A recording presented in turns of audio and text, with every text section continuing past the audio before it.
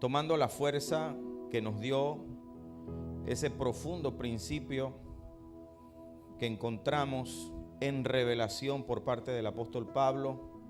Hoy vamos a tener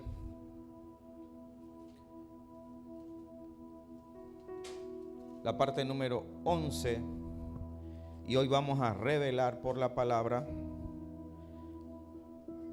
lo que significa José como Mesías para el pueblo de Israel. Ya de esto nosotros hicimos una enseñanza, quién es José. Hoy no lo vamos a hacer de esa forma, sino le vamos a dar el enfoque del tema, el arrebatamiento de la iglesia. Quiero que repitamos y repasemos el pie de fuerza de la semana pasada. Abran sus Biblias en Gálatas, otra vez en el capítulo 4, versículo 21 en adelante. De Gálatas vamos a ir a recorrer Génesis, vamos a ver la vida de José y lo que representa y su relación con el arrebatamiento de la iglesia. Gálatas 4:21, el título dice alegoría de Sara y Agar. Verso 21 dice: decidme los que queréis estar bajo la ley. Esta era la problemática, esta era la disyuntiva. El pueblo quería seguir los rudimentos de la ley, pero aceptaban a Cristo como el Salvador. Lo que Pablo estaba luchando era de que no era Cristo más la ley. Pablo dice: díganme los que quieren estar bajo la ley, díganme. Aquí Pablo va a hacer preguntas retóricas. ¿No habéis oído la ley? Porque está escrito que Abraham tuvo 2 hijos. Viene esta poderosa alegoría con la que terminamos la semana pasada. Uno de la esclava y otro de la libre. 23. Pero el de la esclava nació según la carne, mas el de la libre por la promesa. Pónganme atención, esto es una enseñanza bíblica. Estamos y vamos a ser expositivos. Escuche bien, por favor, hermano. Cuando Pablo en algunas de sus cartas se refiere a la carne, no siempre necesariamente se está refiriendo a los deseos de la carne. ¿Ok? Mucho cuidado. Esto hay que aclararlo. En este punto Pablo no está hablando de la carne en cuanto a apetitos y deseos de la carne. Siempre los contextos son los que se respetan. Cuando Pablo habla de la carne aquí, tiene relación con la circuncisión de la ley. Porque el contexto no está hablando de deseos de la carne ni apetitos de la carne. Como lo vimos la semana pasada, Pablo viene hablando de pacto.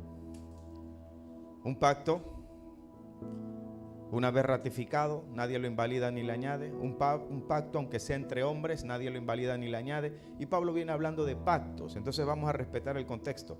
Créanlo que cuando Pablo habla de apetitos de la carne, de deseos de la carne, aquí está también en la Biblia. Pero en este punto no está hablando de apetitos de la carne. Tiene que ver con la circuncisión. ¿Y por qué tiene que ver con la circuncisión? La circuncisión es señal de pacto para la nación de Israel. Lo que Pablo está haciendo aquí diferencia es el pacto de la cruz con el pacto de la circuncisión. Y muchas veces usted va a encontrar al apóstol Pablo hablando de la carne en relación a la circuncisión, en especial en la carta a los Gálatas. Claro, al final Pablo está obligado en Gálatas capítulo 5 a ser específico.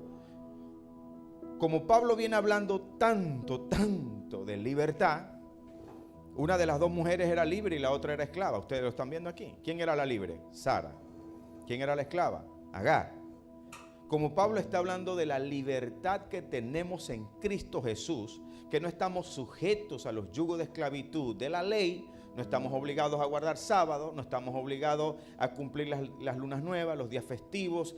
Nosotros no tenemos que circuncidarnos porque la circuncisión de nosotros ahora es en el corazón. Pablo lo dice a los colosenses, es una circuncisión no hecha de mano. Entonces, lo que Pablo está aquí marcando en cuanto a la carne tiene que ver con la circuncisión, porque era la señal de pacto, porque el contraste que Pablo está presentando aquí es ley y gracia. ¿Ok? Por eso usted vio en el versículo 21. ¿Qué dice Pablo en el 21? Decidme los que queréis estar bajo la ley. Aquí está el contexto. Ok, seguimos leyendo. 23, voy a leer el 23. Pero el de la esclava nació según la carne. ¿Qué quiere decir Pablo aquí? Que el hijo de Agar nació según la circuncisión, mas el de la libre por la promesa. En Génesis capítulo 12 nace la promesa de que de la simiente de Abraham serían benditas todas las naciones. Por eso nosotros somos hijos de la promesa. La promesa para Abraham llegó antes de la circuncisión. La promesa llega en Génesis capítulo 12. Cuando Jehová le pide a Abraham circuncisión, fue en el capítulo 17 de Génesis, mucho después de la promesa. ¿Amén? Bien.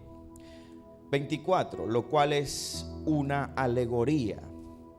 Pues estas mujeres son dos pactos. El uno proviene del monte Sinaí, el cual da hijos para esclavitud. ¿Qué ocurrió en el monte Sinaí? En el monte Sinaí se dieron los mandamientos. En el monte Sinaí Jehová hizo pacto con Israel. En el monte Sinaí Él le preguntó al pueblo si querían que Él fuera su Dios. Y si querían que Él fuera su Dios, entonces tenían que someterse a sus leyes y sus mandamientos. En el Sinaí se hizo pacto. Por eso Agar, según la palabra, proviene del monte Sinaí, el cual da hijos para esclavitud. Este es Agar. Porque dice este es Agar y no dice esta es Agar? Porque se está hablando de un pacto, no se está hablando de ella. Ella es un ejemplo, ella es una alegoría. Este es Agar, porque Agar representa el pacto de Dios con la nación de Israel. Y Sara representa el pacto de Dios con la iglesia, con los libres en Cristo. 25. Porque Agar es el monte Sinaí en Arabia y corresponde a la Jerusalén actual, pues está con sus hijos, está en esclavitud, mas la Jerusalén de arriba. ¿Quién es la Jerusalén de arriba? La iglesia. ¿Y quién representa aquí a la Jerusalén de arriba? Sara, la cual es madre de todos nosotros, es libre, porque escrito está: regocíjate, oh estéril, tú que no das a luz. Hablando de Sara y la iglesia, la Jerusalén de arriba. Prorrumpe en júbilo y clama, tú que no tienes dolores de parto, porque más son los hijos de la desolada que de la que tiene marido. A mí me hubiera gustado que alguien me preguntara: pastor, explíqueme ese versículo, no le entiendo. ¿Por qué son más los hijos de la desolada que de la que tiene marido? Aquí la desolada es Agar, sépalo. La que tiene marido es Sara. ¿Por qué son más? Interesante pregunta, ¿verdad? Yo la hago por usted, porque cuando yo estudio y analizo esto, yo me hago las preguntas que ustedes pueden estar haciéndose. Son más los hijos de la desolada porque Agar representa a Israel. Ubíquese en el punto histórico de lo que Pablo está escribiendo. Esto es el primer siglo, estamos hablando de los primeros años de la iglesia. Pablo estaba recorriendo apenas todo lo que representaba a los gentiles. La minoría, escucha hermano, la minoría eran en ese momento gentiles convertidos. La mayoría eran los hijos de Agar, es decir, la mayoría en ese punto de la historia eran los israelitas. Eran los de Judea, eran los de Samaria. Nosotros éramos minoría en ese punto de la historia. Pablo apenas comenzaba la tarea de llevar el evangelio a los gentiles. Habían gentiles convirtiéndose, cierto, pero eran muy poquitos comparados a los millones de judíos que habían en ese periodo de la historia. Por eso la Biblia se estudia en su contexto. Esto no se lo van a explicar fácilmente por allí, hermano, en cualquier púlpito. Se lo digo de verdad con humildad. Cuando la Biblia dice, y lo voy a repetir: prorrumpe en júbilo y clama, tú que no tienes dolores de parto, porque son más los hijos de la desolada que de la que tiene marido. La desolada es Agar. Israel era mucho más abundante en número que los gentiles convertidos en aquel periodo de la historia. Eso quedó claro, ¿verdad? Mire lo que viene aquí adelante, 28. Así que, hermanos, nosotros como Isaac somos hijos de la promesa.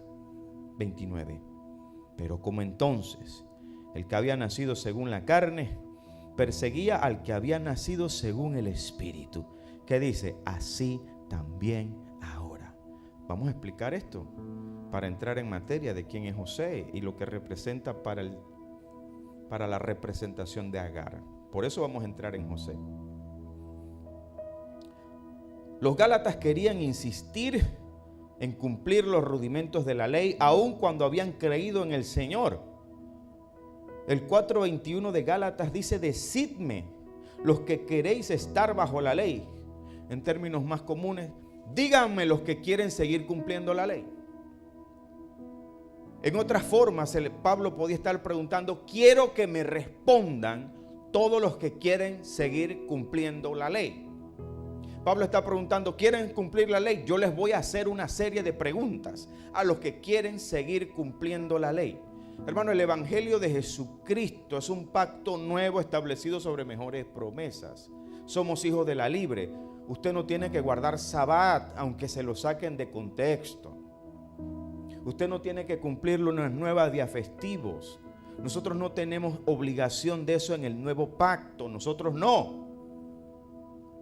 El evangelio diferente que Pablo está condenando en Gálatas capítulo 1 es querer mezclar ley y gracia en el nuevo pacto.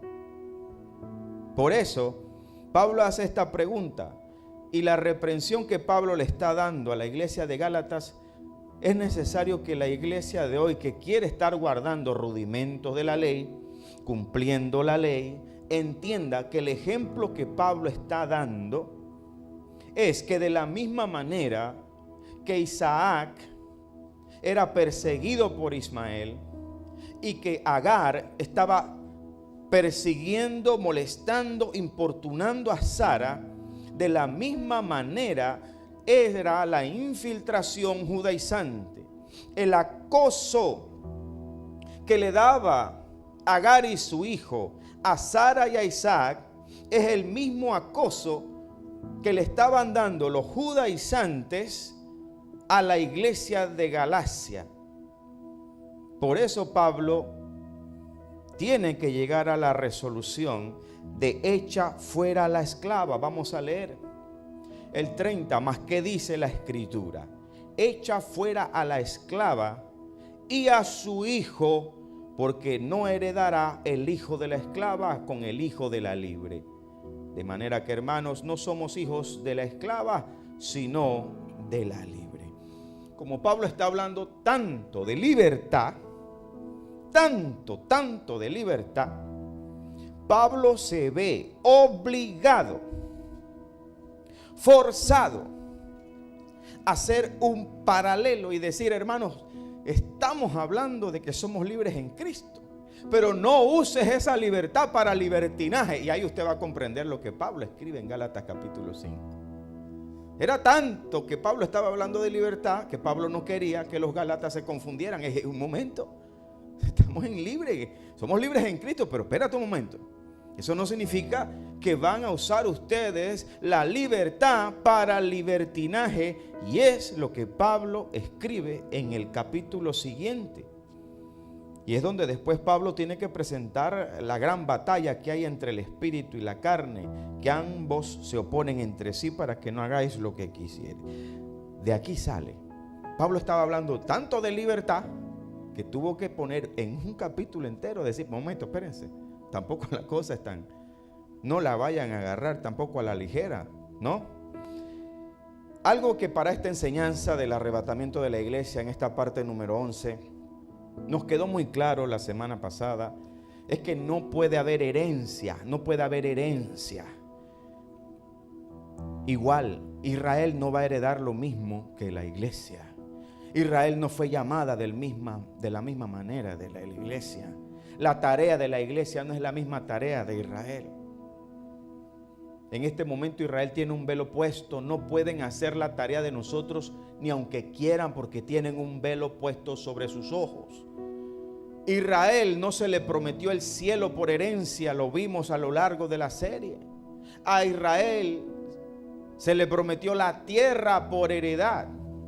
Y es tanto que hoy la iglesia que todavía duda del arrebatamiento, que mezclan los dos pactos, que no comprenden que Israel se le dijo que en mi angustia, en tu angustia, mejor dicho, en su angustia me buscarán. Por eso que hoy vamos a ver que tan grande, hermano, es tan grande la diferencia entre dos pactos. Es tan grande el trato de Dios con los hijos de Agar. A diferencia que los hijos de Sara, estas dos mujeres representan dos pactos. No heredará el hijo de la esclava con el hijo de la libre. Que José representa el Mesías para Israel. Y aunque no vamos a dar la enseñanza completa como lo hicimos aquella vez en el discipulado, es necesario que hoy presentemos quién es José para Israel, para que se vea todavía más marcado. Número uno, los dos pactos diferentes, que el arrebatamiento de la iglesia es algo exclusivamente prometido a la iglesia. Y número dos, para que al final de la enseñanza veamos cómo las 12 tribus serán juzgadas por los 12 apóstoles. Al final de la enseñanza vamos a ver que es imposible que los 12 apóstoles de Jesús puedan juzgar a las 12 tribus de Israel sin un evento previo que se llama arrebatamiento de la iglesia. Es imposible. Y lo vamos a ver porque el consejo sale de la palabra de Dios. Vamos ahora a Génesis capítulo 37. Este es un estudio bíblico donde somos expositivos. No hay mucha palabra aplicada. Lo que da el Espíritu, da el Espíritu. Pero aquí estamos aprendiendo. Este es el calcio espiritual. ¿Cuántos dicen amén? Gloria a Dios. En Génesis capítulo 37,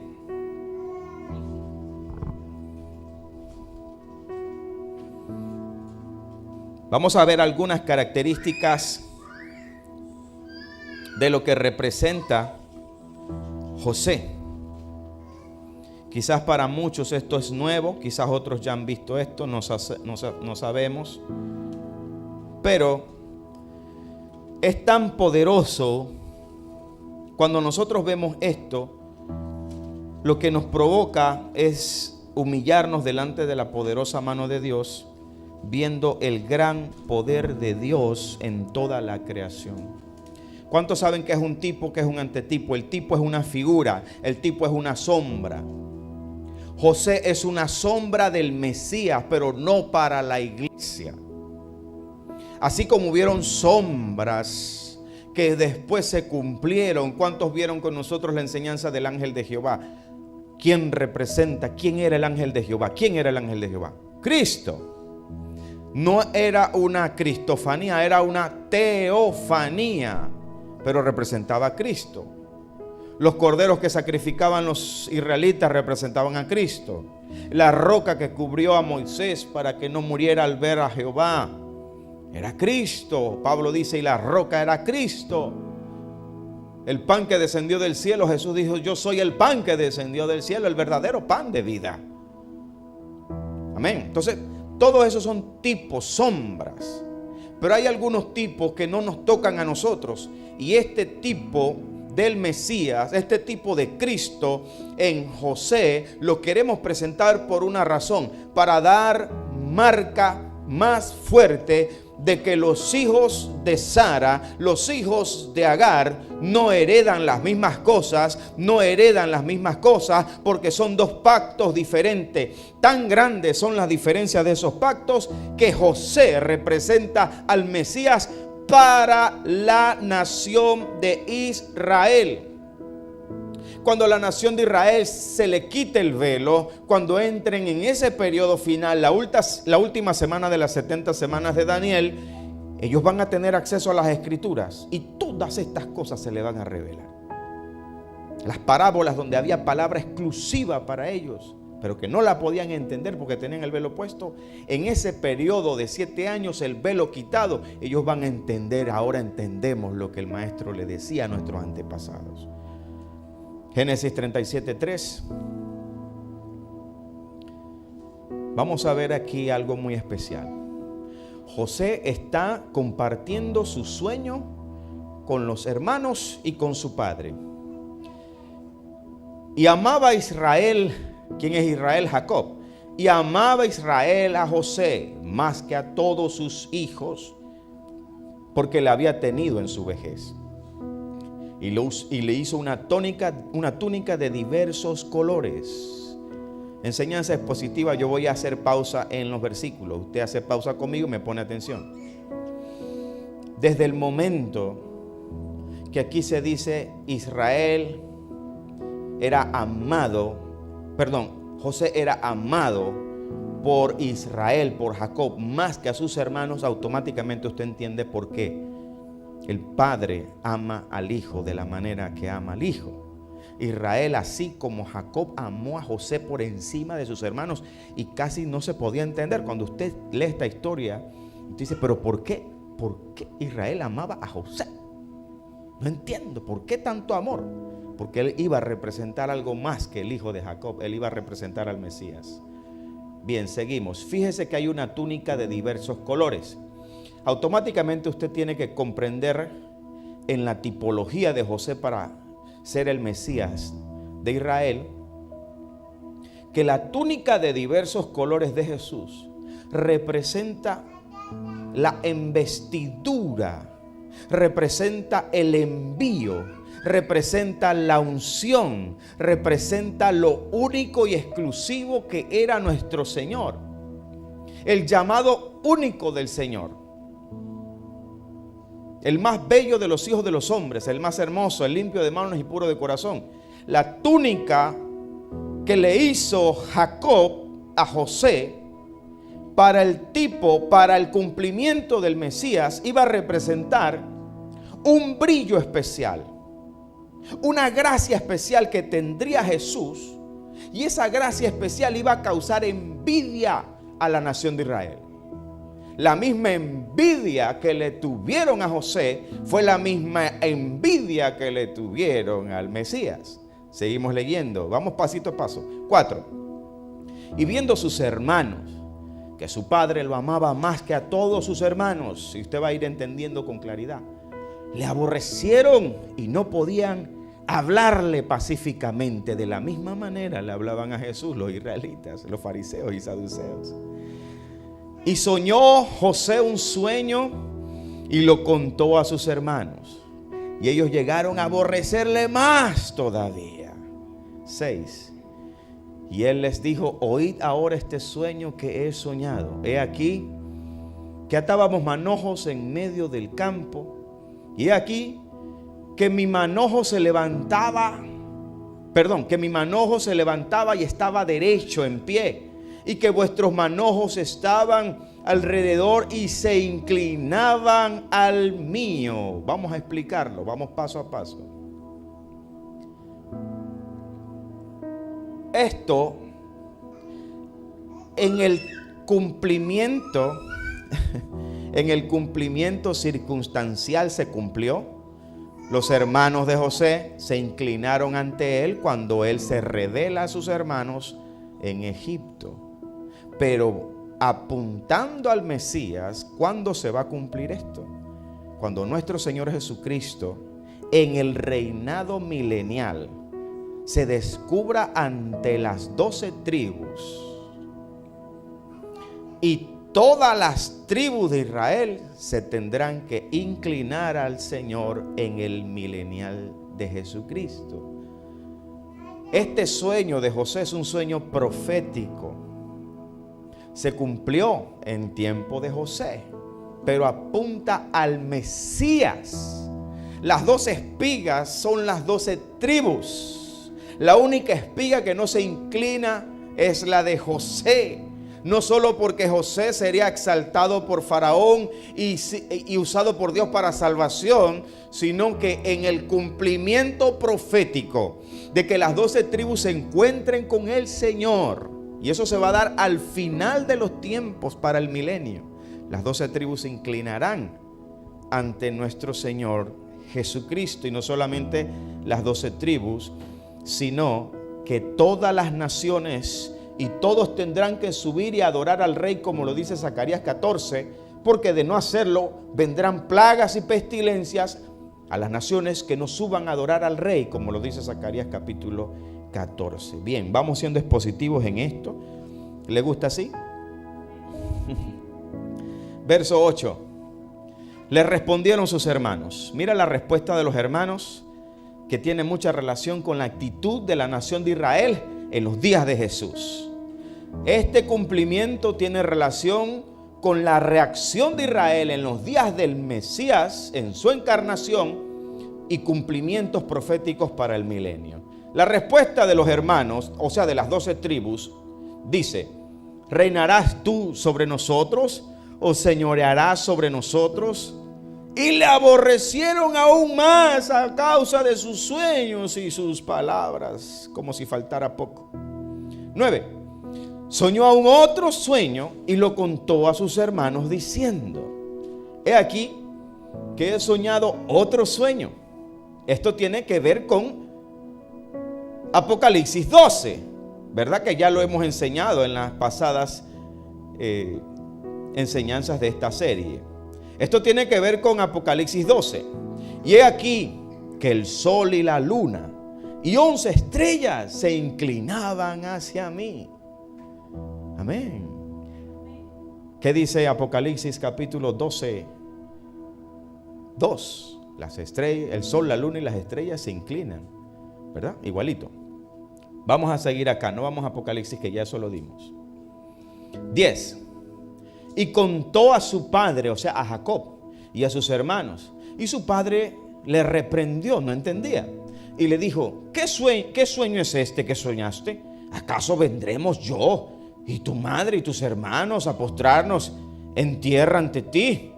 Y sus hermanos le tenían envidia, mas su padre meditaba en esto. Escucha, hermano, cuando Poncio Pilato está tratando de dejar ir al Señor, trató, pero no podía, tenía que cumplirse toda la palabra.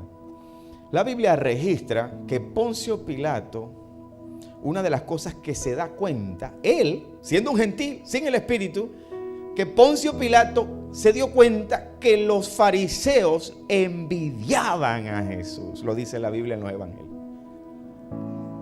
¿De dónde sale esa envidia? Porque ya se había anunciado de manera tipológica desde José. La Biblia registra, hermanos, que en más de una ocasión fariseos, saduceos, escribas y doctores conspiraron para asesinar a Jesús. ¿Usted lo ha leído o al menos lo ha escuchado? ¿Verdad que sí? Cuando Lázaro resucitó, lo resucitó el Señor, conspiraron. Ahí mismo dice seguidito que estaban buscando cómo matarlo. Sobre todo después que resucita Lázaro ya se prendieron. Pero a Jesús lo trataron de matar varias veces, pero no era su tiempo. Fíjese qué dice el verso 18. Todavía está ahí en Génesis, ¿verdad? Si no se ha ido de Génesis, donde estábamos leyendo en el 37, acuérdese que vamos a quedarnos en Génesis un rato. ¿Qué dice el 18? Para que vea que la perfección de la profecía bíblica. Cuando ellos le vieron lejos, antes que llegara cerca de ellos, conspiraron contra él para matarle. Los hermanos de José conspiraron para matar a José. La nación de Israel, por envidia, conspiraron también para matar a Jesús. ¿Casualidades? No. Es la perfecta voluntad de Dios. ¿Cómo Dios te permite que tú veas que el evangelio no es cualquier cosa? El evangelio no son cuentos bien contados. El evangelio no es religión. Dios te permite dibujos, que son vidas. Hermano, esta gente vivía su vida como normal. Ellos vivían su vida y las cosas iban ocurriendo. Y ellos no sabían que cada evento de sus vidas iba a tener un simbolismo, un significado. ¿Qué iba a saber José que esos sueños significaban algo tan profundo? Hay gente que dice que José cometió errores porque José no debió contar los sueños. ¿Usted cree que la voluntad de Dios no era que él contara los sueños? Si él no cuenta los sueños, yo no tendría esta hermosa referencia, esta hermosa tipología, esta hermosa palabra que me describe el poder. Cuando usted ve esto, usted ve el poder de Dios. Hermano, Santiago dice que no podemos ni siquiera decir qué vamos a hacer mañana. Que nosotros no podemos decir que mañana vamos a hacer y devolver, sino que debemos decir si el Señor quiere. No podemos ni siquiera saber si mañana vamos a trabajar o vamos para el súper. Pero Dios puede escribir con tantos miles de años y no escribir solamente, sino que, hermano, lo que a mí me impacta de esto es que Dios no solamente escribe la Biblia y la inspira por el Espíritu. Dios escribe con vidas. Dios estaba escribiendo con la vida de Jacob, con la vida de los dos hermanos, con la vida de José. No solamente lo que está aquí registrado, es que Él escribe con las vidas. ¡Wow!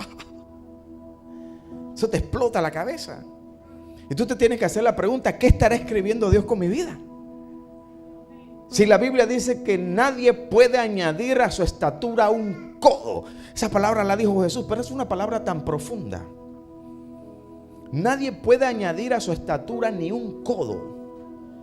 Quiere decir, hermanos, que la soberanía y el poder de Dios es tanto que nosotros no podemos pensar. Hermano, todo lo que haces en las manos de Dios es una escritura.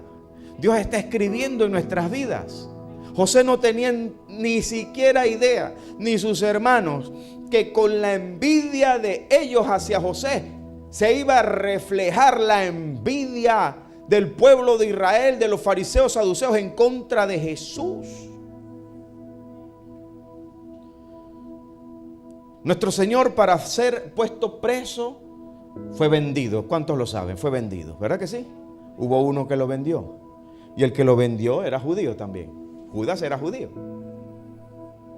La Biblia escribe por la cantidad de monedas que fue vendido. Todavía usted está ahí en Génesis, ¿verdad? No se ha movido. Está en Génesis 37, no lo vamos a leer todo. Pero mire qué dice el 28. Génesis, allí mismo en el versículo 28. Y cuando pasaban los madianitas mercaderes, sacaron ellos a José de la cisterna, los hermanos que lo iban a matar. Judá intervino. Y le trajeron arriba y le vendieron a los ismaelitas por 20 piezas de plata. Y llevaron a José a Egipto. A José lo vendieron por plata y a Cristo lo vendieron por plata.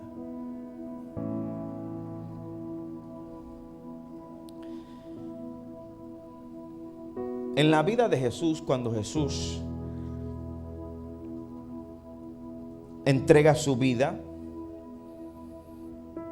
el imperio romano, por lo que representó Jesús, mandó colocar una piedra delante. Y lo que usted no sabe, que la historia registra que la piedra no solamente la colocaban, en la película sale que llega la gente y la rueda y le quitan la piedra donde estaba la tumba de Jesús.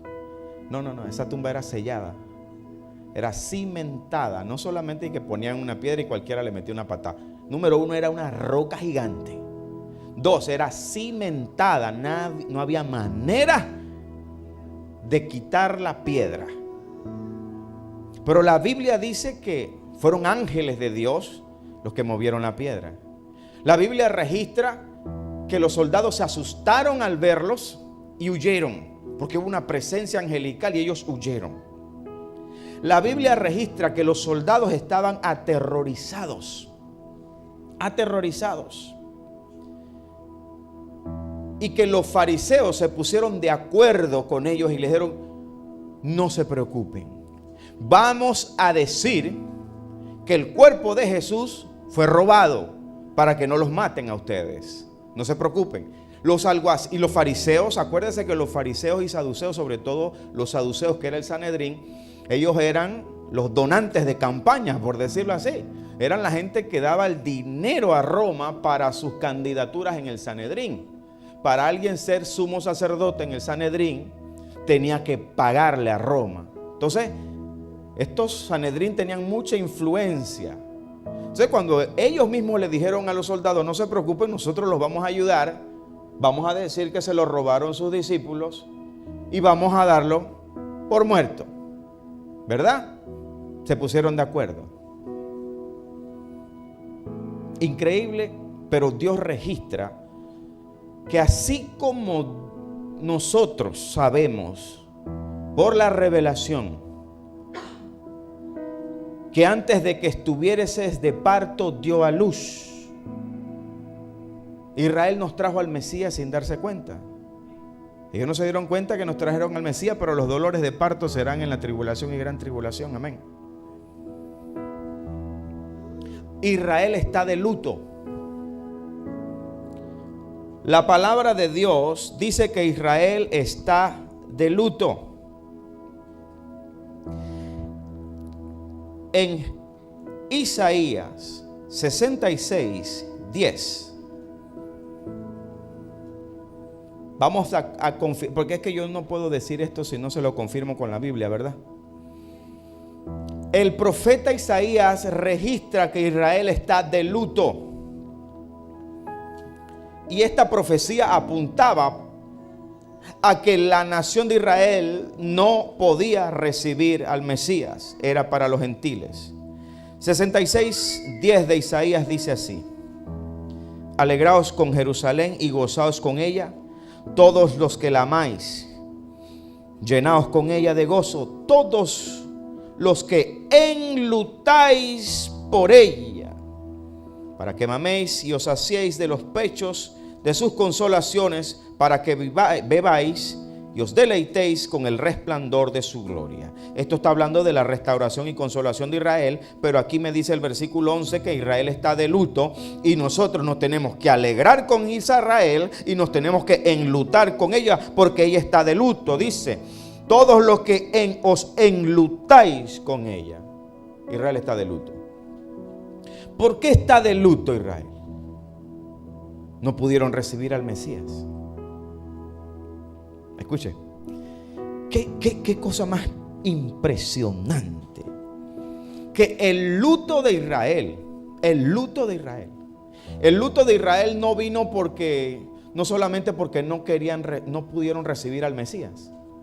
No, el luto de Israel también vino porque ellos, sabiendo que Jesús había resucitado, prefirieron darlo por muerto. Hasta el día de hoy los judíos no aceptan que Jesús resucitó de entre los muertos. Usted lo sabe bien, ¿verdad? No, la resurrección no. Y el centro del evangelio y nuestra fe es la resurrección. Por eso que aquel que no cree que Jesucristo es el Hijo de Dios es anticristo. Tenemos que creer que Jesucristo murió y resucitó. Esa es la fe, el centro del evangelio. Los judíos hasta el día de hoy dan por muerto a Jesús. Ellos no creen que Él resucitó. ¿Qué cosa más impresionante? Que en la vida de José,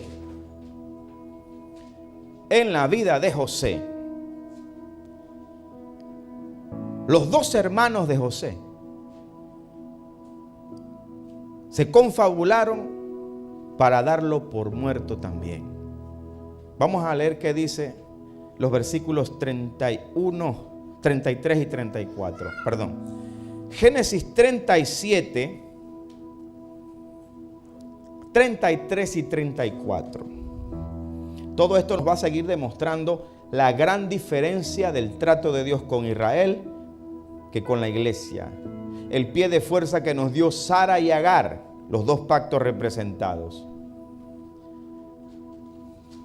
El verso 33 lo tiene. Estamos en Génesis 37. 37-33 de Génesis. Este es un estudio bíblico. Cuando le llevan la túnica de colores a Jacob, dice la Biblia que Jacob reconoció la túnica y dijo: la túnica de mi hijo es. Alguna mala bestia lo devoró. José ha sido despedazado. 34. Entonces Jacob, quien es Israel, entonces Jacob rasgó sus vestidos y puso cilicio sobre sus lomos y guardó luto por su hijo muchos días. El mismo luto de Jacob, quien es Israel, es el mismo luto que sigue guardando Israel sin darse cuenta, porque Israel dio por muerto a Jesús. El luto de Jacob, que reconociendo la sangre y la túnica de José, es el mismo luto de la nación de Israel, porque ellos reconocieron el brillo y lo único de Jesús, lo particular de Jesús. Decían: nunca hemos visto un hombre hablar como él. Los milagros que tú haces, le dijo Nicodemo, los milagros que tú haces solamente puede venir de uno que viene de parte de Dios. Ellos vieron a Jesús perdonando pecados cuando el hombre lo bajaban por el techo y lo bajaron, y Jesús le dijo: tus pecados te son perdonados. Y ellos por dentro cavilaban y decían: ¿cómo este puede perdonar pecados? Porque ellos sabían que solo Dios puede perdonar pecados. Los fariseos, saduceos, escribas sabían quién era Jesús, sabían de su envío, sabían de su brillo. Por eso que Jesús tenía una túnica especial que les causaba envidia a los fariseos y saduceos. Jacob reconoció la sangre y reconoció la túnica. Israel hoy sabe que hubo sangre, sabe que Jesús murió, saben que hizo milagros. Quiere decir que hoy la nación de Israel, cuando lee esto, sabe que hubo milagros. Sabe que ese hombre era especial y único, pero no lo reconocieron como el Mesías porque tenían un velo puesto.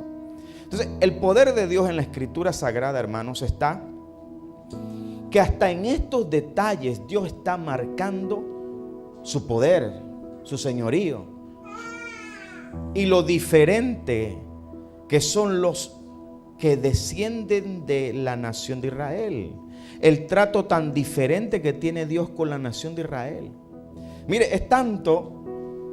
En la cárcel, no lo busque, pero en Génesis 40, José como tipo del Mesías. Usted vio la historia allí del panadero y el copero. Ellos dos representan el tipo del ladrón de la cruz.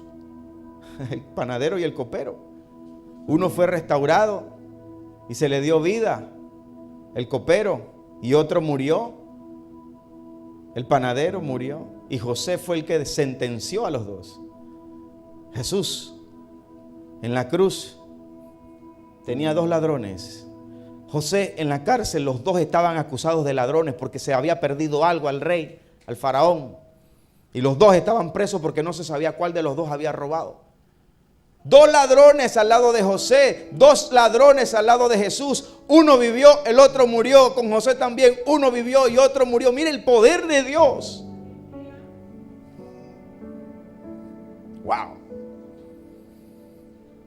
Los sueños de Faraón: 7 vacas y 7 espigas.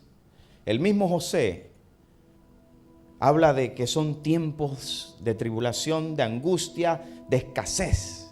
Esos 7 años son los 7 años de la tribulación y la gran tribulación.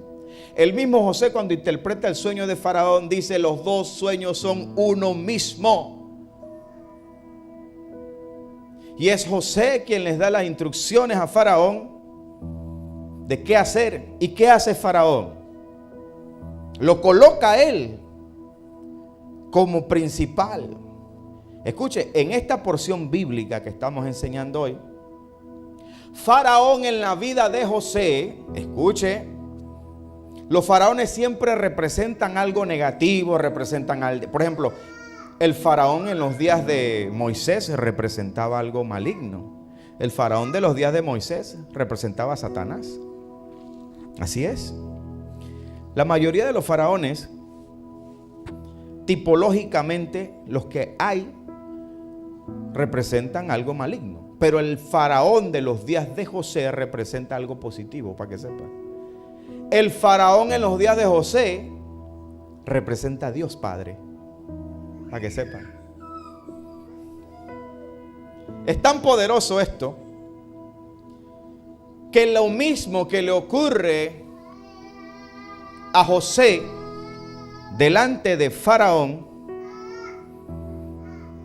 es lo mismo que ocurrirá en el milenio, en el ungimiento para el milenial de Cristo. Escuche bien, vamos a leerlo. ¿Cuántos quieren leerlo?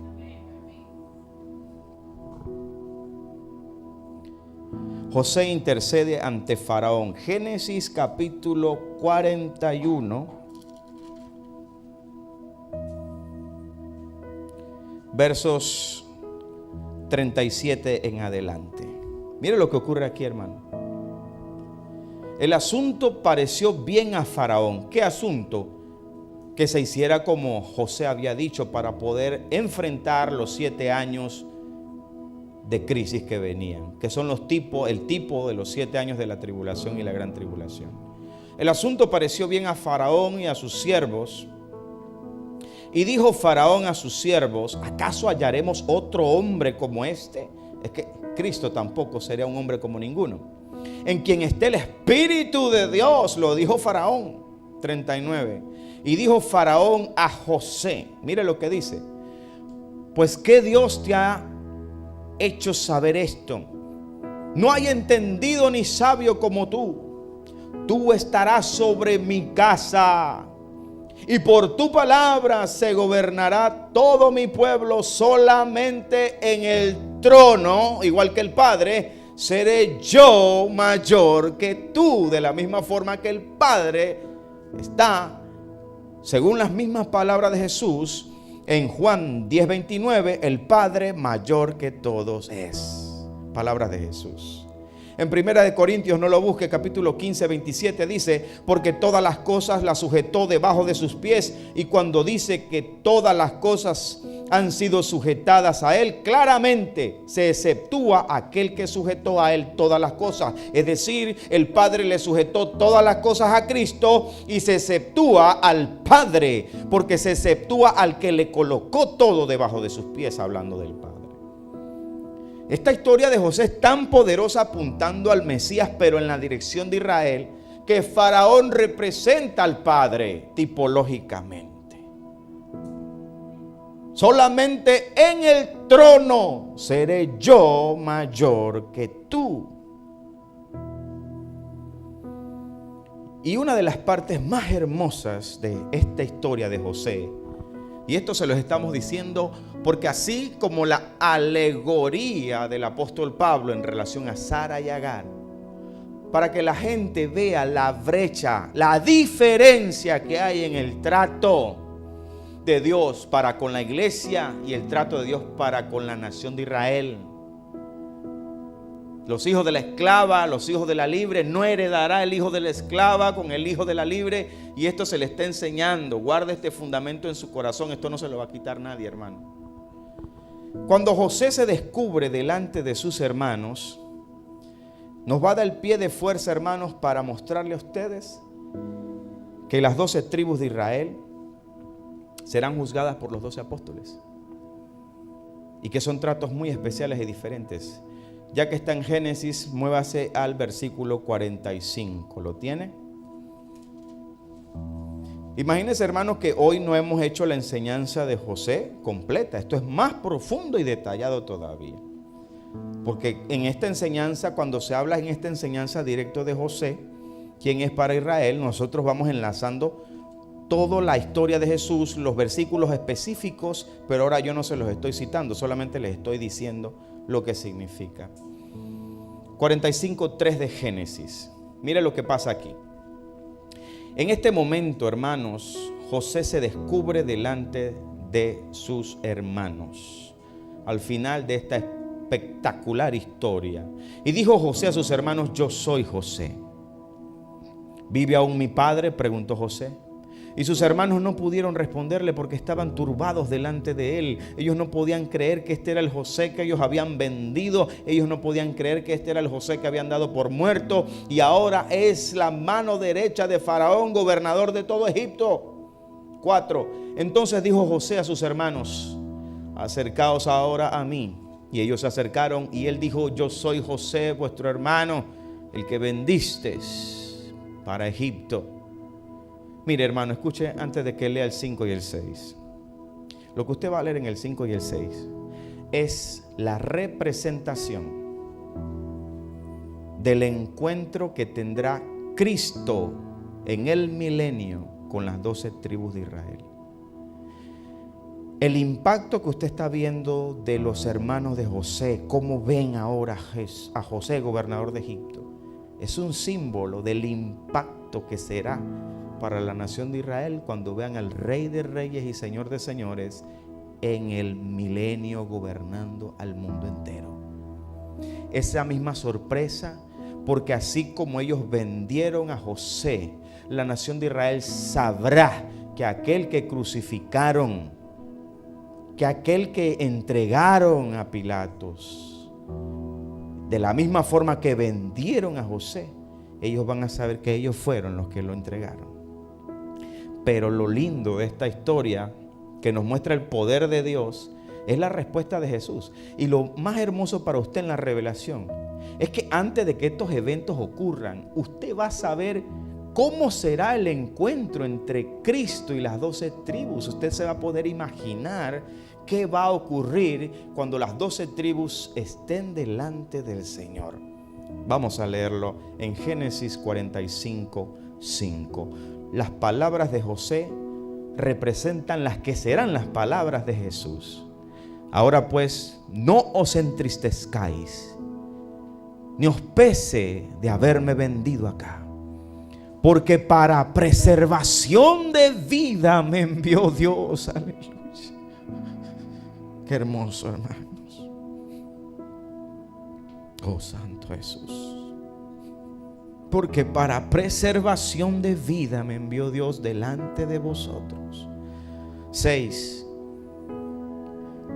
Pues ya ha habido 2 años de hambre en medio de la tierra, y aún quedan 5 años en los cuales ni habrá arada ni siega. Así será la tribulación y la gran tribulación. Acuérdese que el precio de los alimentos y todo va a ser muy difícil conseguir alimento.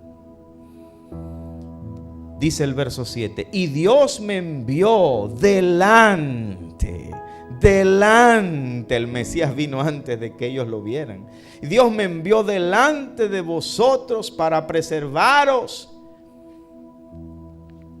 posteridad sobre la tierra, y para daros vida por medio de gran liberación. Y ahora esta palabra se te explota, te llega, tú dices: ahora entiendo. Porque la obra que el Señor hizo a favor de ellos ya está hecha. Lo que se hizo en la cruz no solamente fue para nosotros, fue para ellos. La única diferencia es que primero se tiene que completar la plenitud de los gentiles. Y como dice Pablo, entonces todo Israel será salvo, como está escrito. Pero la obra para la liberación de ellos también se incluye en la cruz, hermano, para que usted tenga una idea.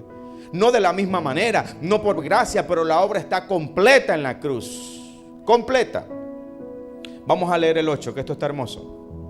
Así pues, no me enviasteis acá vosotros, esto va a consolar a Israel, sino Dios, que me ha puesto por padre de Faraón y por señor de toda su casa y por gobernador de toda la tierra de Egipto. Así estará nuestro Señor gobernando y reinando en toda la tierra, porque Egipto representa la tierra completamente.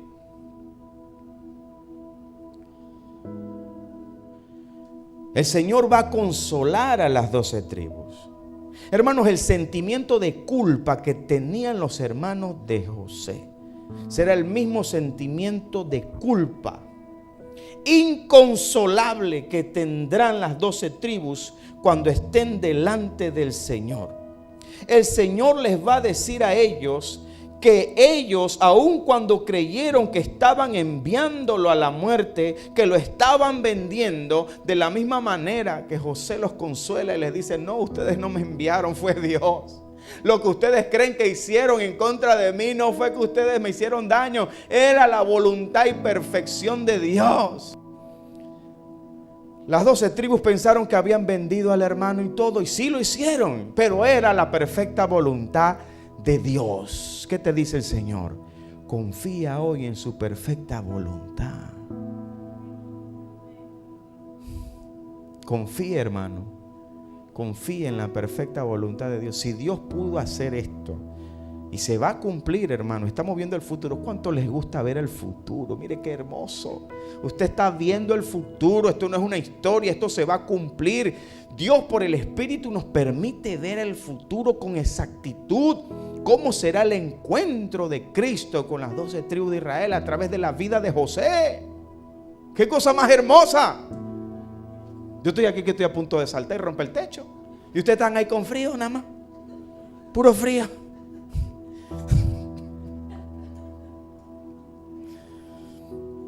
Cuando a usted esto se le revela, hermanos, todas las demás cosas en la Biblia usted las va a comenzar a entender. Ese llanto que va a tener las 12 tribus cuando se encuentren con el Señor, ese consuelo, ese descubrir de José. Ellos no sabían, el velo se les quitará y cuando vean al Mesías será igual que cuando José se descubre delante de ellos. Y en vez de juzgarlos y de condenarlos, ¿qué hizo José? Los abraza. No se preocupen. No lloren. No era lo que ustedes no saben cuál era el propósito de Dios. Dios me mandó aquí para salvación de muchos. Así como José salvó a miles de morir, así también se salvarán miles por causa del Mesías. Y lo están haciendo desde hoy. Y también habrá un remanente que va a encontrar salvación aún en medio de la gran tribulación. Para los que creen que en la tribulación no habrán salvos, les tengo noticias. Habrá una gran cosecha en ese periodo de tiempo, porque la misma palabra me lo registra. No por gracia, sí, no por gracia, no nos confunda, pero habrá cosecha. Y si la vida de José no se lo acaba de afirmar, José salvó vidas. En esos 7 años salvó vidas. En ese periodo de tiempo, en esos 7 años de tribulación y gran tribulación, habrán gente salvándose por no dejarse sellar, por no dejarse marcar, por no adorar a la bestia, y oirán la palabra que predicarán los 12,000 de cada tribu. Porque serán las 12 tribus de Israel las que predicarán el evangelio del reino. El que cree que no, pero va a ser duro. Ahora es por gracia. ¿Cuántos quieren ser por gracia? ¿Cuántos creen que nos vamos en el arrebatamiento de la iglesia? Hay gente que no quiere decir esto mucho todavía ahora, de que no lo dice muy alto por si acaso no se da. Aquí creemos en el arrebatamiento de la iglesia. Aleluya, sin miedo. Aleluya. Cuando usted ve esto, toda la Biblia se revela. Todo se revela. Mire qué dice Ezequiel 47:13. Ezequiel 47:13 dice: así ha dicho Jehová el Señor.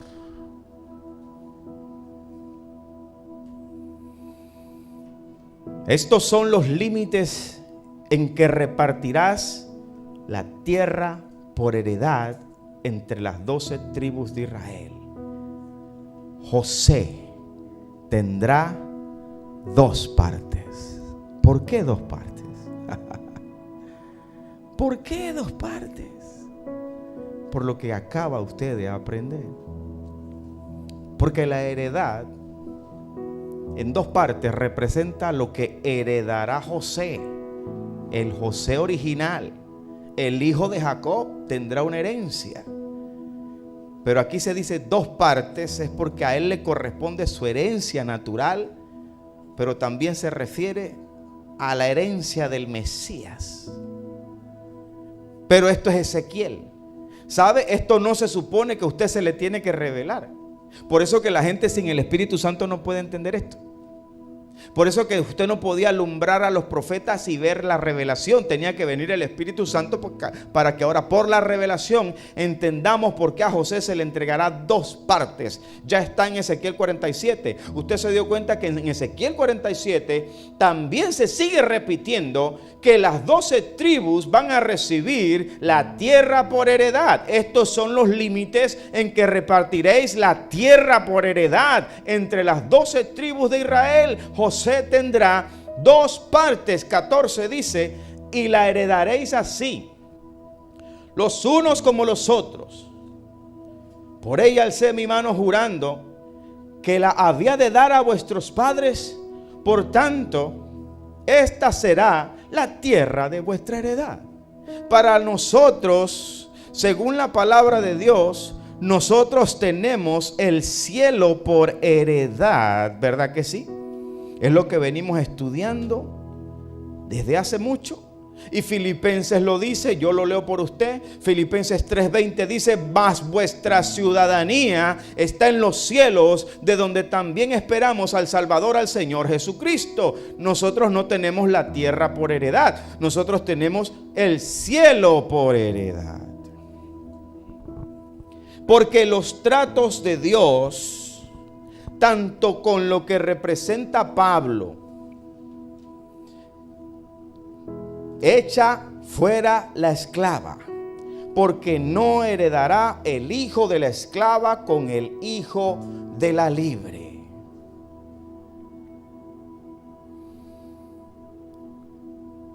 ¿Cuántos están escuchando lo de José por primera vez? Que levanten la mano. Gloria a Dios. Usted se dio cuenta que cuando José estaba ante Faraón, Faraón fue el que le dio esposa a José. José no fue el que le dijo a Faraón: bueno, ahora yo quiero esposita. No, José era un hombre puro, porque tenía que reflejar la pureza del Mesías. Ahora usted entiende la pureza de José. Qué hermoso. Usted sabe que José se le dio esposa, y la esposa que se le dio fue una gentil llamada Asenat. ¿Por qué a José se le da una gentil?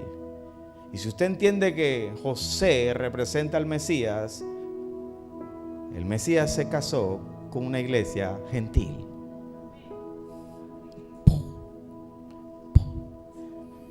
Los gentiles somos la iglesia, ¿o no somos la iglesia?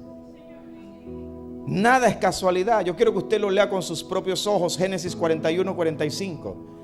Usted va a salir de aquí, hermano, con la cabeza explotada. Ese pelo va a salir chicharronado. Señor Félix, cuidado, ¿eh? Sí. Apágale el pelo al señor Félix si acaso se le prende. ¿Oíste? Ahí se le va a prender. Génesis 41-45, cuando ya Faraón está premiando a José, dice: y llamó Faraón el nombre de José Satnapanea, y le dio por mujer a Asenat, hija de Potifera, sacerdote de On. Y salió José por toda la tierra de Egipto. ¿Quién era Asenat? Una egipcia gentil con la que él se casó. Por eso, 41-45. Por eso el Mesías, su esposa, era la iglesia gentil.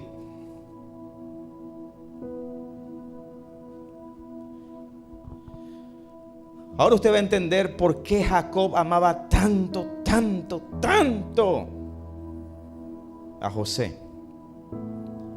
Usted sabe que Jacob trabajó por Lea, y después fue que le entregaron a la que él más amaba. A quien amaba con todas sus fuerzas. Jacob a Raquel, pero le tocó trabajar por Lea, ¿verdad?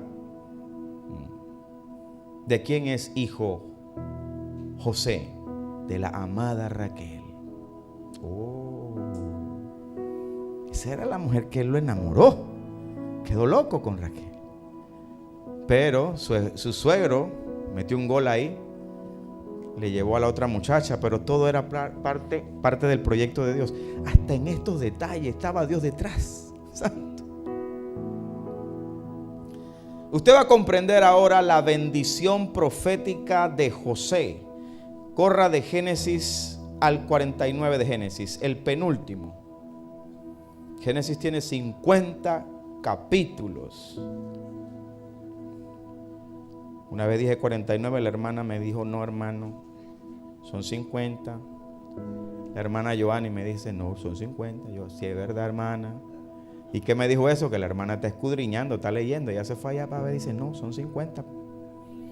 En el 49 hay una profecía hermosa, que esa profecía es todo lo que ocurriría a las 12 tribus de Israel. Se le llama la profecía de Jacob en Génesis 49. Pero si yo no le enseño hoy quién es José para la nación de Israel como el Mesías, usted no va a entender esto. Pero hoy usted lo va a entender, porque ahora usted sabe que José no era cualquier cosa. Amén. Génesis 49, 22. Mire cómo habla Jehová a través de Jacob sobre José, y vamos a entender quién era José. Rama fructífera es José. Rama fructífera junto a una fuente, cuyos vástagos, o sea sus hijos, se extienden sobre el muro. Es decir, los hijos de José van a ir mucho más allá de la nación de Israel. Los hijos de José no van a ser solamente israelitas. Por eso el profeta Jacob aquí dice, los vástagos, los hijos de José se extenderán sobre el muro, porque había un muro que nos dividía. 23. Le causaron amargura, eso fue lo que le causaron a José. Le asaetaron y le aborrecieron los arqueros. 24. Mas su arco se mantuvo poderoso y los brazos de sus manos se fortalecieron por las manos del fuerte de Jacob, por el nombre del pastor, la roca con mayúscula de Israel. Y aquí viene cambiando. Ya aquí usted va a ver que no se parece mucho al José de la antigüedad, sino que apunta al Mesías. 25.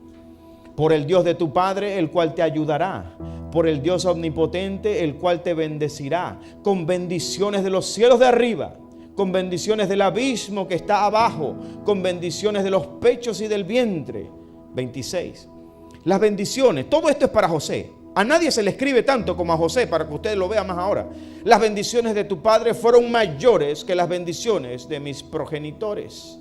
Hasta el término de los collados eternos serán sobre la cabeza de José y sobre la frente del que fue apartado de entre sus hermanos.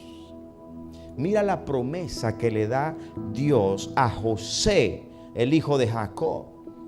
Pero esto era un cumplimiento profético. Usted sabe perfectamente que aquí mismo se dice quién será Judá ahora.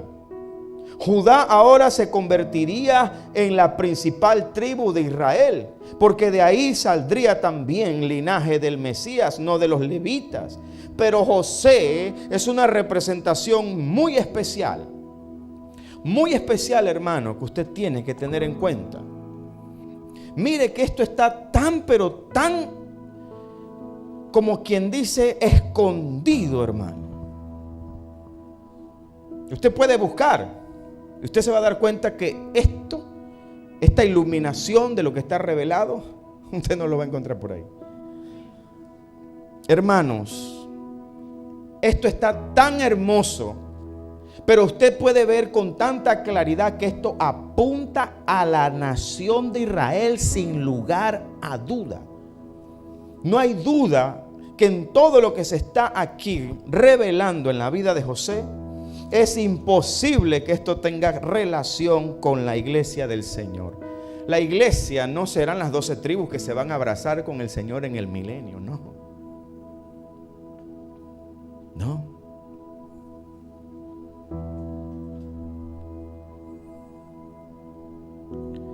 Ahora usted va a ver quiénes van a juzgar a esas 12 tribus delante del Mesías. Mateo 19, 27. Ya estamos acabando, hermano. Cuando yo digo así, falta 2 horas, hermano.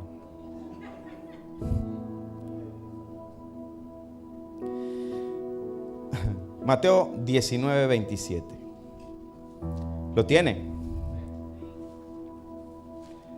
Entonces respondiendo Pedro le dijo: he aquí, nosotros lo hemos dejado todo y te hemos seguido. ¿Qué pues tendremos? Y Jesús les dijo: de cierto os digo que en la regeneración, cuando el Hijo del Hombre se siente en el trono de su gloria, vosotros, y ese trono está hablando del trono en el milenio, porque aquí no dicen el trono de mi Padre, dicen el trono de su gloria.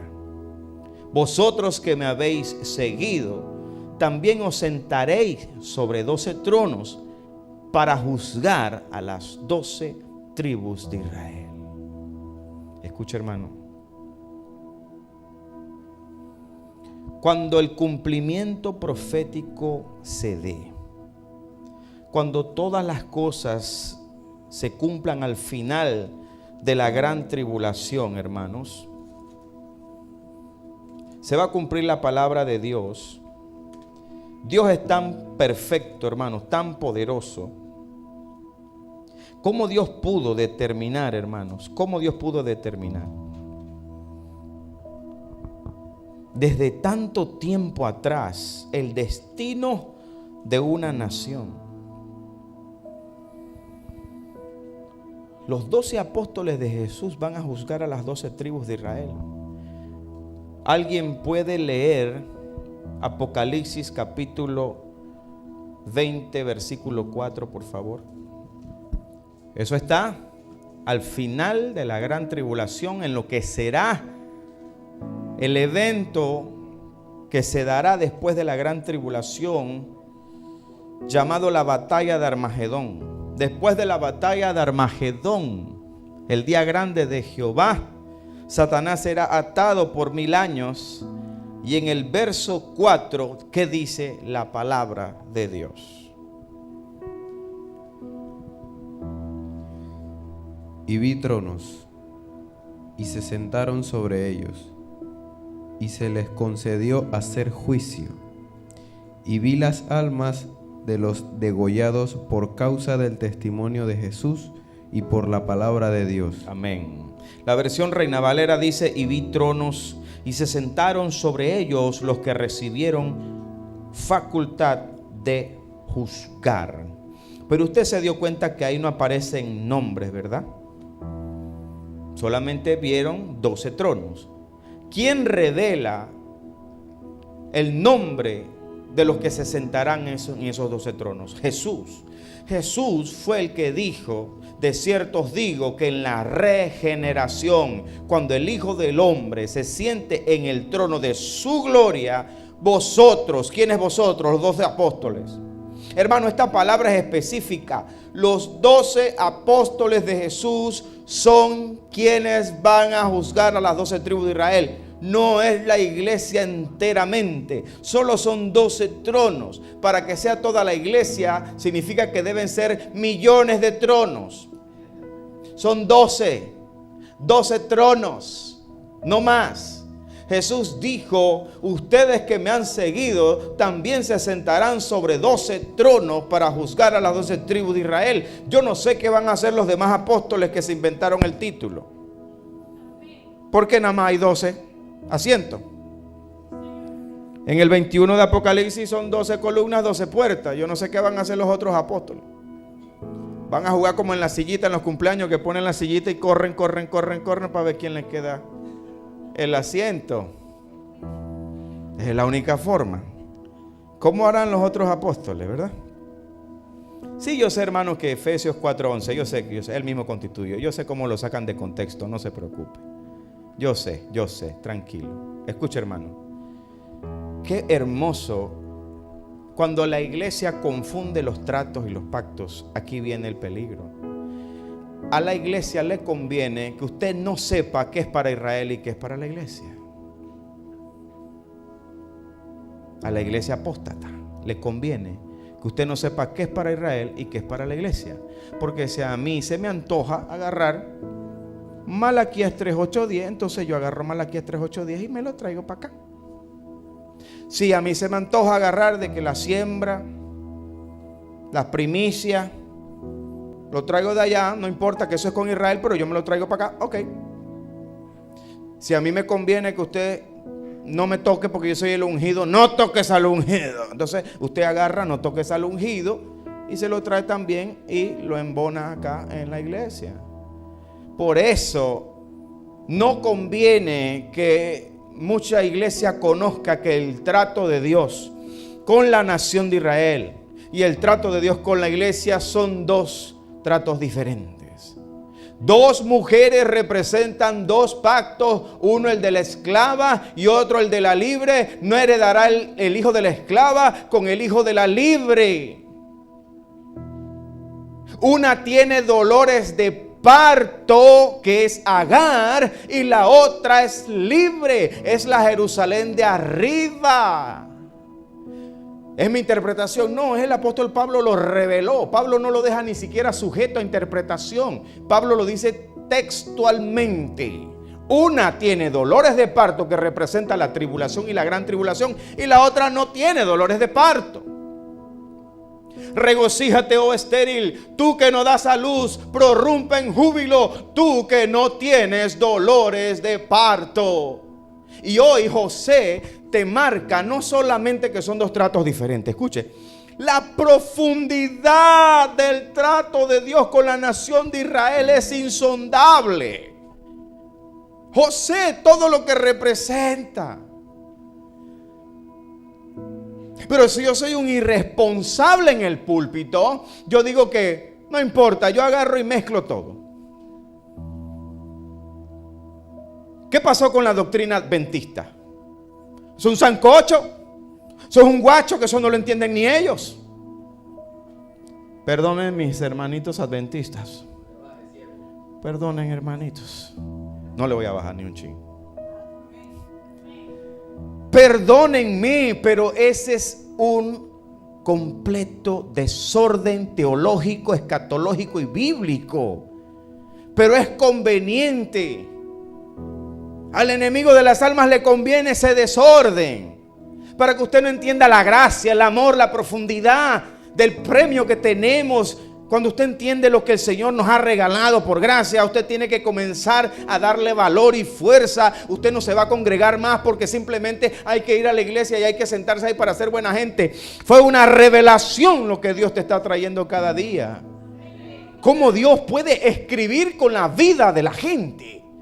¿Qué iba a saber José que su vida iba a representar al Mesías? Que la misericordia que tuvo José con los hermanos, no lloren, no se preocupen, fue Dios el que me trajo para salvar mucha gente. ¿Qué iban a saber ellos que en ese momento se estaba reflejando lo que ocurrirá en el milenio cuando el Señor se descubra delante de las 12 tribus de Israel? ¿Qué iban a saber ellos? ¿Qué iban a saber ellos? Cuando usted ve esto, usted dice, qué grande es Dios. ¿Cómo Dios puede escribir eso con vidas? No era José escribiendo de que bueno, ahora yo... No. Lo que él vivía era una escritura. Su vida era una lectura que ahora se nos revela. La vida de él era una escritura. ¿Cómo Dios puede no solamente escribir aquí? No. Él escribe con la vida de la gente. Cada paso que dio José era Dios escribiendo. Cada vez que José hizo algo era Dios escribiendo. Hasta el copero y el panadero era Dios escribiendo. Cómo el Señor iba a estar en medio de dos ladrones. Uno se iba a salvar y el otro se iba a perder. ¡Wow! Esto es para postrarse de rodillas y decir cuán grande es Dios.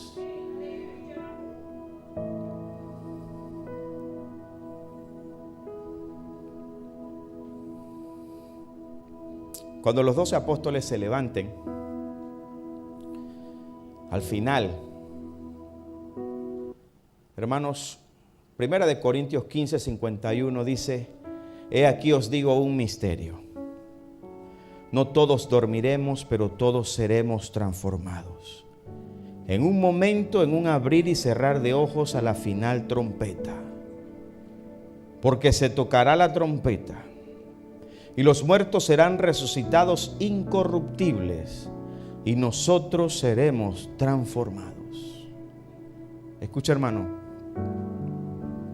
no se deje engañar por falsas doctrinas. Escuche bien esto que le voy a decir. Cuando las 12 tribus de Israel se levanten y se cumpla Deuteronomio 32:18. Mira tú, se lo dijo a Moisés: yo me haré de un pueblo que no es pueblo, de una nación que no es nación. Ustedes me provocaron a celo con lo que no es Dios, yo los provocaré a celo con una nación que no es nación, con un pueblo que no es pueblo. Cuando los 12 se levanten del polvo de la tierra, como lo dice Daniel capítulo 12 del 1 al 4, verán a 12 apóstoles sentados en 12 tronos. ¿Cómo llegaron allí? Dios es un Dios de orden. Nadie con un cuerpo corruptible puede ser considerado para juzgar a las 12 tribus de Israel. Hay que tener un estado de plenitud. Hay que tener la mente de Cristo. Cuando el Señor partió, dice: yo iré a mi Padre, volveré otra vez y os tomaré a mí mismo. La herencia de nosotros es el cuerpo de Cristo. Usted es el cuerpo de Cristo. Para que los 12 apóstoles puedan juzgar a las 12 tribus de Israel, tienen que tener el cuerpo de Cristo y la mente de Cristo que nos promete la palabra. Ellos no pueden aparecer al final de la gran tribulación para juzgar a las 12 tribus como usted y como yo aquí en este momento. Ellos necesitan tener un cuerpo de gloria. Necesitan tener la mente de Cristo. Y para que ellos estén sentados en 12 tronos y las 12 tribus al salir del polvo de la tierra los vean allí, tuvo que haber un evento previo que nosotros por la palabra le llama el arrebatamiento de la iglesia. Ellos no pueden llegar a ese punto de la historia con plenitud mental, con la mente de Cristo, con el cuerpo de Cristo, con cuerpos glorificados, como lo dice 1 Corintios 15, porque es necesario que esto corruptible se vista de incorrupción. Lo corruptible no puede juzgar a las 12 tribus de Israel, y esto mortal se vista de inmortalidad. Un cuerpo mortal no puede juzgar a las 12 tribus de Israel. Y cuando esto corruptible se haya vestido de incorrupción y esto mortal se haya vestido de inmortalidad, entonces se cumplirá la palabra que está escrita: sorbida la muerte en victoria. Cuando nosotros seamos arrebatados, transformados,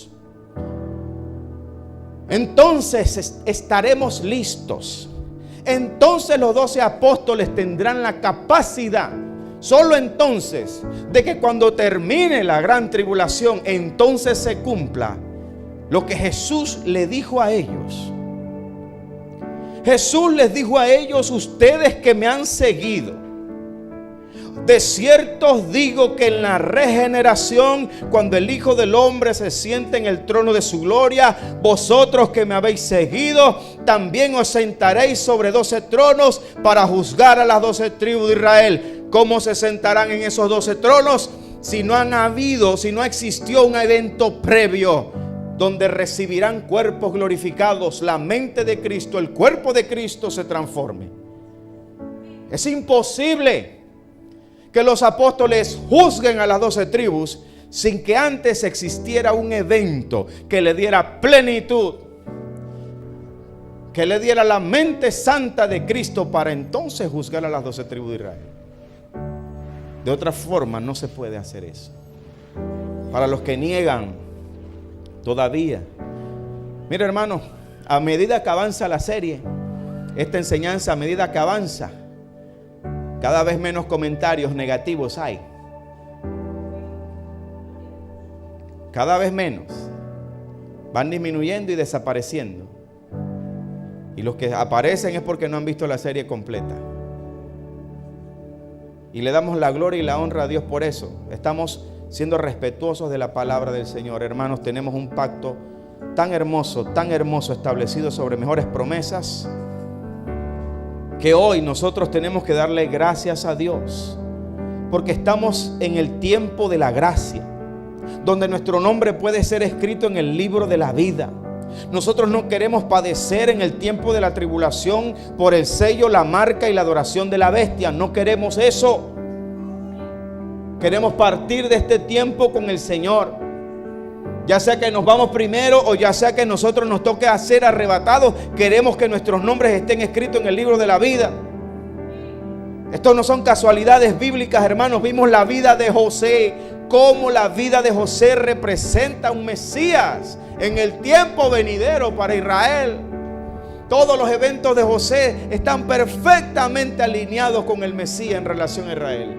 De la misma manera, usted tiene que confiar en la perfecta voluntad de Dios. Pero ¿qué hizo José? José caminó en la perfecta voluntad de Dios. Hoy usted diga en su corazón: yo quiero caminar en la perfecta voluntad de Dios. Padre, te damos gracias por tu palabra, por tu enseñanza, por lo que hoy recibimos, Padre bueno. Permite, Señor, que cada una de estas enseñanzas sea de bendición. Hoy pudimos ver la profundidad, Señor, del trato que tienes tú con tu pueblo amado Israel. Oramos por Israel. Oramos por ese pueblo amado, porque para ellos apenas comienza, Dios.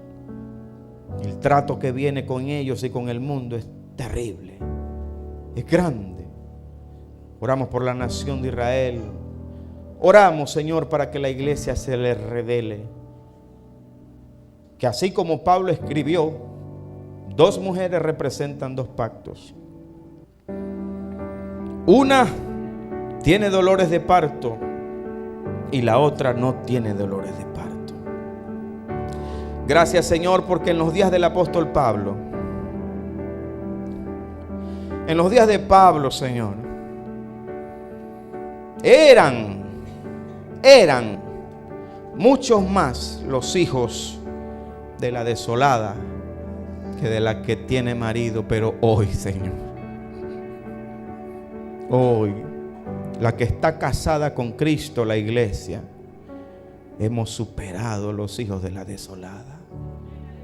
Cuando Pablo escribió esto, Señor, la desolada tenía más hijos, pero hoy la iglesia del Señor a nivel mundial tiene millones y millones y millones de hijos, de hombres y mujeres que se han rendido a ti y a tu palabra, que se han arrepentido y se han convertido a ti, Señor. Por eso que hoy te damos gracias, que la que tiene marido, tu iglesia, hoy somos más que los hijos de la desolada, Señor. Te alabamos porque hoy nosotros somos parte de los hijos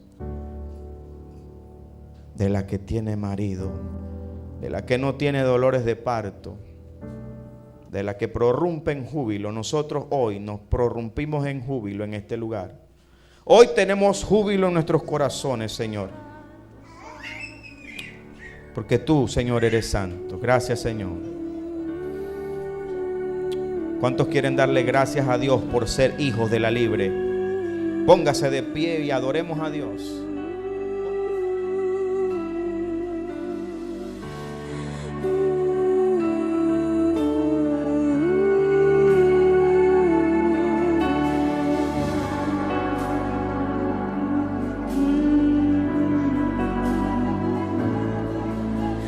Santo, Santo, Santo.